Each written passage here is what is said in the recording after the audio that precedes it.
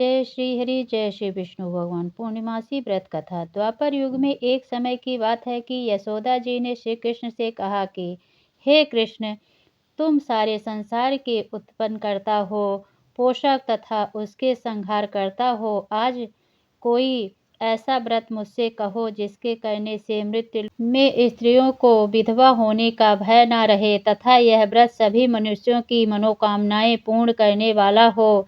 श्री कृष्ण ने कहा कि हे माता, तुमने अति सुंदर प्रश्न किया है। मैं तुमसे ऐसे ही व्रत को विस्तार पूर्वक कहता हूँ। सौभाग्य की प्राप्ति के लिए स्त्रियों को 32 पूर्णमासियों का व्रत करना चाहिए। इस व्रत के करने से स्त्रियों को सौभाग्य संपत्ति मिलती है। यह व्रत अचल सौभाग्य देने वाला एवं भगवान शिव के प्रति मनुष्य मात्र की भक्ति को बढ़ाने वाला है। यशोदा जी कहने लगी, हे कृष्ण, सर्वप्रथम इस व्रत को मृत्युलोक में किसने किया था, इसके विषय में विस्तार पूर्वक मुझसे कहो। श्री कृष्ण जी कहने लगे कि इस भूमंडल पर एक अत्यंत प्रसिद्ध राजा चंद्रहास से पालित अनेक प्रकार के रत्नों से परिपूर्ण कातिका नाम की एक नगरी थी। वहाँ पर धनेश्वर नाम का एक ब्राह्मण था और उसकी स्त्री अति सुशील रूपवती थी। दोनों ही उस नगरी में बड़े प्रेम के साथ रहते थे। धन और धान्य की कोई कमी नहीं थी। उनके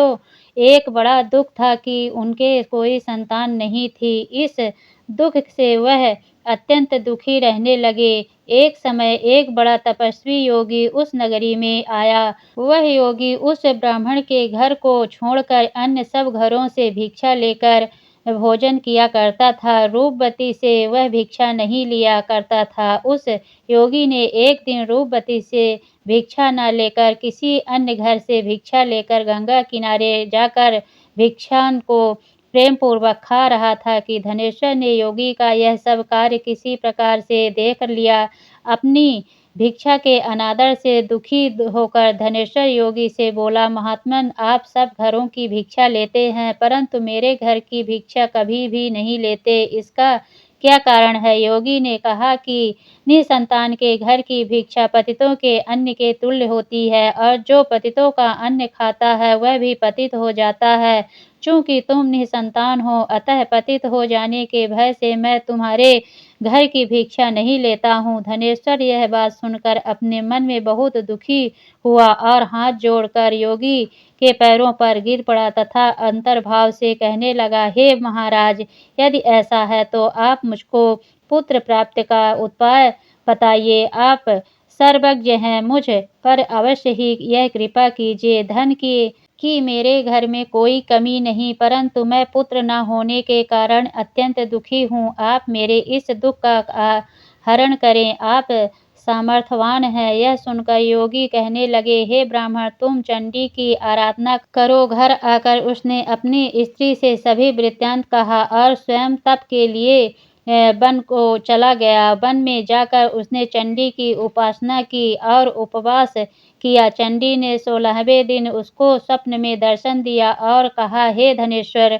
जा, तेरे पुत्र होगा, परंतु वह 16 वर्ष की आयु में ही मृत्यु को प्राप्त हो जाएगा। यदि तुम दोनों स्त्री पुरुष 32 पूर्णमासियों का व्रत विधि पूर्वक करोगे तो वह दीर्घायु होगा कि जितनी तुम्हारी सामर्थ्य हो। आटे के दिए बनाकर शिव जी का पूजन करना, परंतु पूर्णमासी को 32 जौ जाने चाहिए। प्रातः काल होने पर इस स्थान के समीप ही तुम्हें एक आम का वृक्ष दिखाई देगा। उस पर तुम चढ़कर एक फल तोड़कर शीघ्र अपने घर चले जाना। अपनी स्त्री से सब वृत्तांत कहना। ऋतु स्नान के पश्चात वह स्वच्छ होकर श्री शंकर जी का ध्यान करके उस फल को खा लेगी। तब शंकर भगवान की कृपा से उसको गर्भ हो जाएगा। जब वह ब्राह्मण प्रातःकाल उठा तो उसने उस स्थान के पास ही एक आम का वृक्ष देखा जिस पर वह एक अत्यंत सुंदर आम का फल लगा हुआ था। उस ब्राह्मण ने उस आम के वृक्ष पर चढ़कर उस फल को तोड़ने का प्रयत्न किया, परंतु वृक्ष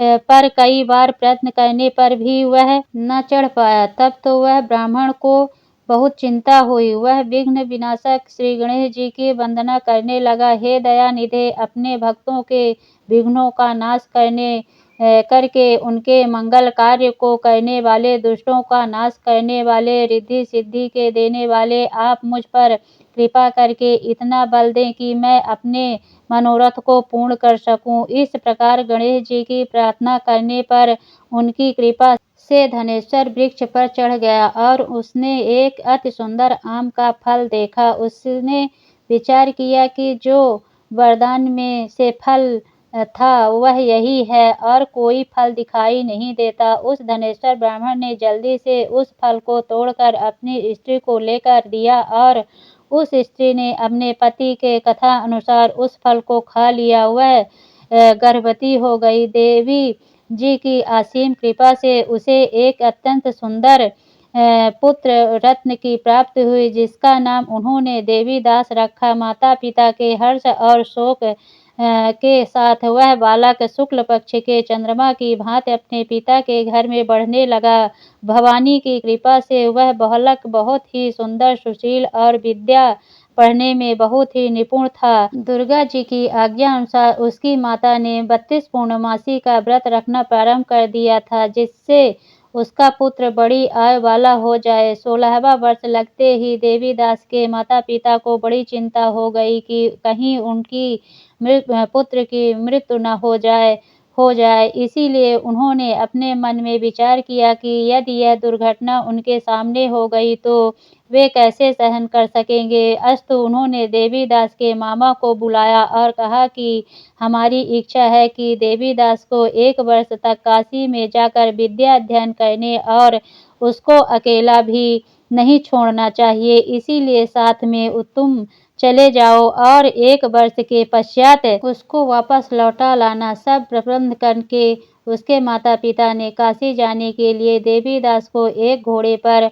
बैठाकर उसके मामा को उसके साथ कर दिया, किंतु यह बात उसके मामा या किसी और से नहीं कही। धनेश्वर ने अपने पुत्र की मंगल कामना तथा दीर्घायु के लिए भगवती दुर्गा की आराधना और पूर्णमासियों का व्रत करना आरंभ कर दिया। इस प्रकार बार बार 32 पूर्णमासी पूरा कर दिया।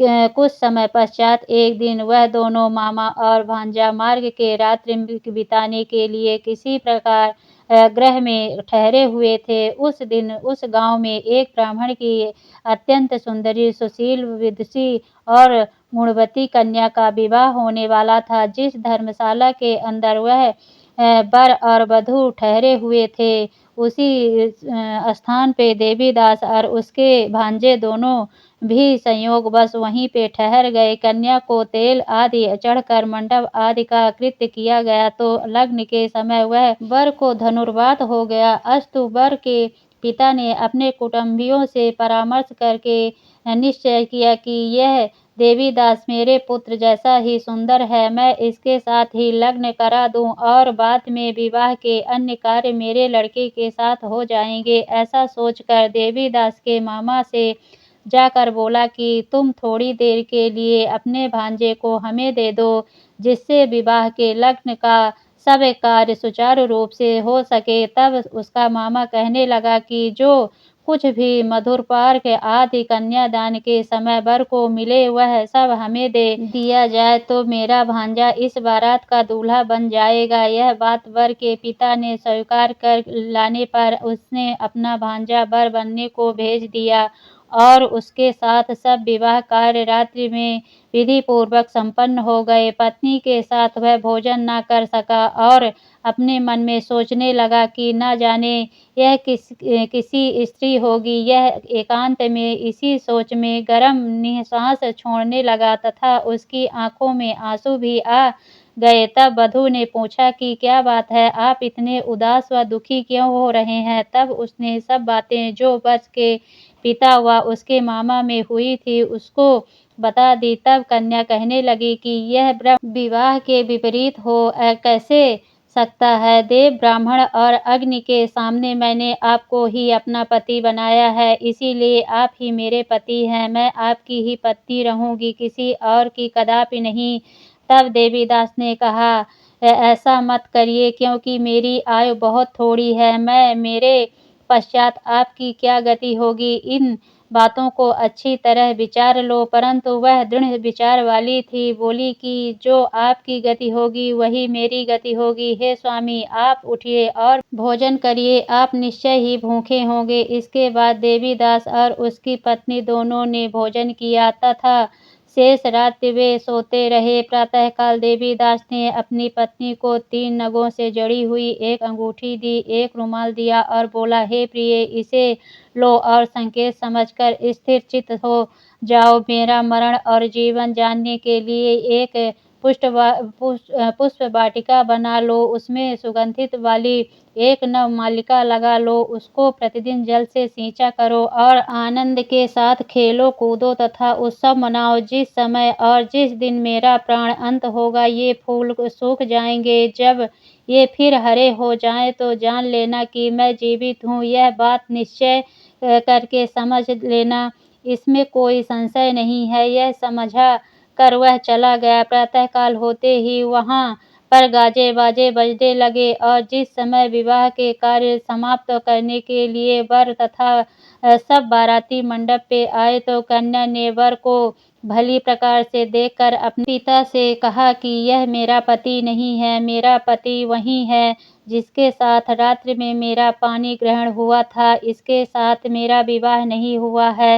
यदि यह यही है तो बताए कि मैंने इसको क्या दिया। मधुपार्क और कन्यादान के समय जो मैंने भूषण आदि दिए थे उन्हें दिखाए तथा रात में मैंने क्या गुप्त बातें कही थी वह सब सुनाए। पिता ने उसके कथा अनुसार वर को बुलवाया। कन्या की यह सब बातें सुनकर वह कहने लगा कि मैं कुछ नहीं जानता। इसके पश्चात लज्जित होकर वह अपना समूह लेकर चला गया और सारी बारात भी अपमानित होकर वहां से लौट गई। भगवान श्री कृष्ण बोले, हे माता, इस प्रकार देवीदास काशी विद्या अध्ययन के लिए चला गया। जब कुछ समय बीत गए तो काल से प्रेरित होकर एक सर्प रात्रि के समय उसको डसने के लिए वहां पर आया। उस विषधर के प्रभाव से उसके शयन का स्थान चारों ओर से विष की ज्वाला से विषैला हो गया, परंतु व्रतराज के प्रभाव से उसको काटने न पाया, क्योंकि पहले ही उसकी माता ने 32 पूर्णिमा का व्रत कर रखा था। उसके बाद मध्य के समय स्वयं काल वहां पर आया और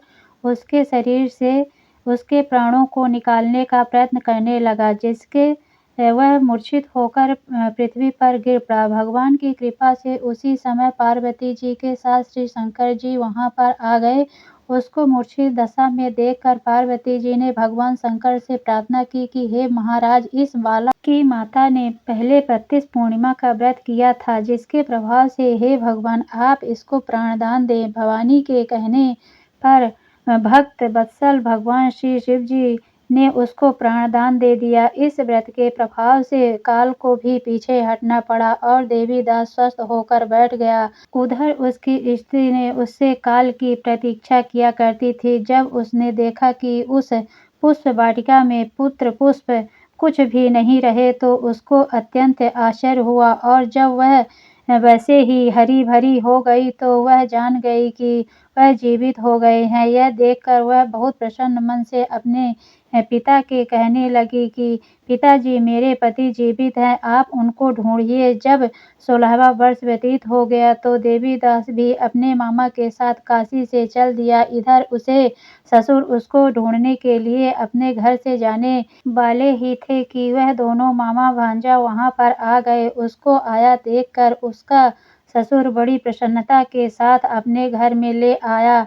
उस समय नगर के निवासी भी वहां इकट्ठे हो गए और सबने निश्चय किया कि अवश्य ही इसी बालक के साथ इस कन्या का विवाह हुआ था।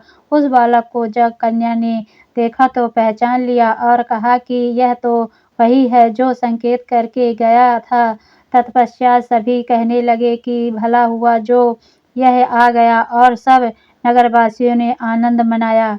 कुछ दिन बाद देवीदास अपनी पत्नी और मामा के साथ अपने ससुर के घर से बहुत सा उपहार आदि लेकर अपने घर के लिए प्रस्थान किया। जब वह अपने गांव के निकट आ गया तो कई लोगों ने उसको देखकर उसके माता पिता को पहले ही जाकर खबर दे दी कि तुम्हारा पुत्र देवीदास अपनी पत्नी और मामा के सहित आ रहा है। ऐसा समाचार सुनकर पहले तो उन्हें विश्वास ही नहीं हुआ, किंतु जब और लोगों ने भी आकर उनकी बात का समर्थन किया तो उसने बड़ा ही आश्चर्य हुआ। लेकिन थोड़ी देर में देवीदास ने आकर अपने माता-पिता के चरणों में अपना सिर रखकर प्रणाम किया और उसकी पत्नी ने अपने सास-ससुर के चरणों को स्पर्श किया तो माता-पिता ने अपने पुत्र और पुत्रवधू को अपने हृदय से लगा लिया और दोनों की आँखों में प्रेम अश्रु बह चले। अपने पुत्र और पुत्रवधू को आने की खुशी में धनेश्वर ने बड़ा भारी उत्सव किया और ब्राह्मणों को भी बहुत सा